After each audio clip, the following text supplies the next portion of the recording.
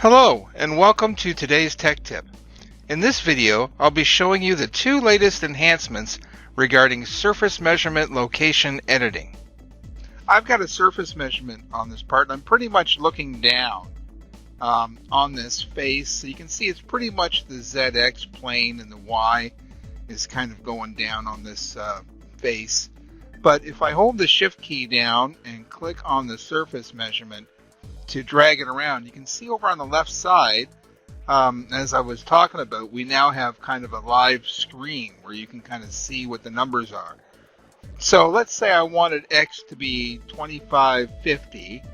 There, you can see I'm moving it there. And let's say I wanted Z to be around 900, give or take. And let's just say I can click it and drop it off there, and now I'm close, right? So that's the first thing, is having that live display in there so you can see where you're dragging it. The second thing is that if I actually go over here and double click on the surface measurement in the programming browser, and if I go to the Nominals tab, you can see these are where it's at. So let's say I wanted the X and the Z to be at a certain specific location. So I'm going to put 2550 up here, 2550, and you'll notice as soon as I do that, there's some extra buttons that pop up.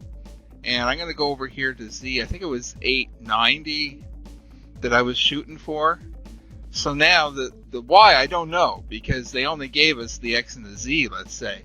So what I'm going to do is, you see these three project buttons. I'm just going to hit the one for the Y, because I'm going to reproject that measurement at this X and Z locations. And so what it's going to do, it's going to update and get a new Y, and it's also going to update the IJKs automatically. So if I just go and hit this project button for the Y, there you'll notice we've got a new value for the Y.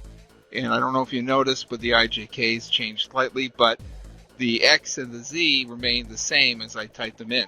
Now it's not going to change that point until I hit the OK button. So now once I hit OK, you'll see it move ever so slightly to where it needs to be.